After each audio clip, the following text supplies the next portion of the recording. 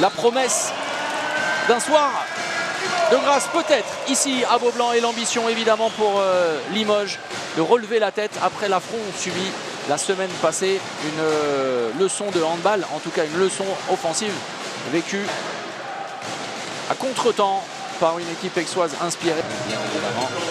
C'est le choix de l'attaque avec Benjamin Hambourg qui s'écarte, Omran Niato qui écarte le jeu pour essayer d'isoler le plus possible.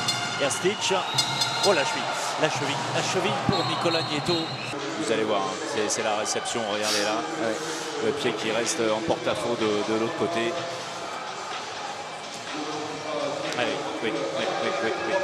Et ce sont des images extrêmement émouvantes et déchirantes.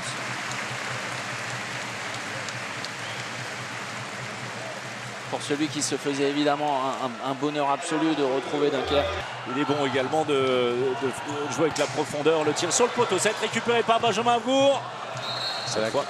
La spéciale, quand vous ne savez pas quoi faire, quand le bras est levé. Forcément, les arbitres se parlent entre eux, ils regardent les matchs, les équipes qu'ils vont arbitrer.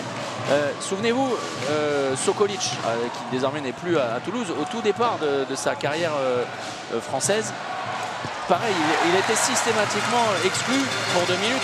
Didier Dinard également, qui au début de sa carrière était systématiquement visé par les arbitres. L'anesthésiste. Et voilà, mais ensuite il a su corriger le tir et de quelle manière. Benjamin Hambourg très bien trouvé, la passe de Tom Pelayo. Stitch. Avalanche de Mouche qui est tout seul. Entre les jambes et derrière nouveau. Quelle réussite. Ouais, la 100% de réussite. Parce que la défense avait été attentive. Kouchan malheureux avec un ballon qui rebondit. Dans la vivacité également. Et regardez cet accompagnement d'Angel Fernandez qui n'a fait que suivre. Derrière, la récompense. Non. Du travail défensif parce que Samir Belhassen en a décidé autrement. Samir important parce que c'est une séquence plus de temps faible pour Dunkerque. Retour au jeu avec Pujol. Allez, vers le but. Martinez, le renversement, c'est plutôt très bien senti. Et la réponse de Yann Gentil. Et je vais tenter de me rapprocher de la table, mais regardez, c'est tubuesque. C'est tubuesque. Et Erstich qui est en train de demander combien il reste. Alors chez nous, c'est terminé. Voilà, c'est terminé. C'est n'importe quoi. Les deux équipes ont essayé, ont mis beaucoup de rythme au début. Mais ce sont les défenses et les gardiens de but qui se sont illustrés.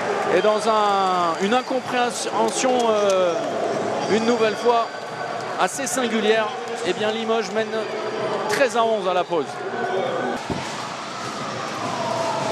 Delenez qui va jouer autour de lui. Collet qui fait beaucoup de mal. Dans le dos de... Regardez, vous parlez du gainage pour le moins. Delenez, le Schwenker et l'erreur de Florian Billon. Et là, superbe avec le genou. Attention. La sortie. Alors là, regardez, vous voyez l'arrêt de Samir Belhassen, le ballon qui revient. Il a le ballon. Bien sûr. Il a le ballon. Attention. Et derrière, ajuster Yann Gentil. Franchement, c'est du grand art. On a de superbes gestes déliés. Ah oui, le talent. Alors on verra ça sur la prochaine séquence défensive, mais qui se branche gentiment. C'est un ballon d'égalisation. Et bien voilà, 21 partout avec cette séquence. Angel Fernandez qui est allé même chercher trop le contact. Pujol, la différence est faite. Et regardez, l'air de rien, Dunkerque vient 22-21, l'USDK reprend les devants. À gauche, il y a quelqu'un de la sécurité de Beaublanc qui est allé dire aux supporters de se calmer, mais peut-être en leur disant mais arrêtez d'exciter l'animal. Et bien voilà. C'est lui le dernier, bien sûr, le détonateur. Ah, évidemment, lui il fait la différence. C'est ça que vous imaginez? Un petit peu. Attention, attention. Retour. Oh,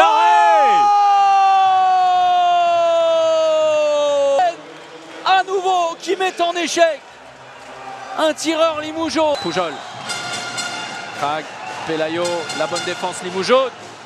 Et ce tir qui a transpercé l'étendue de son talent sensationnel.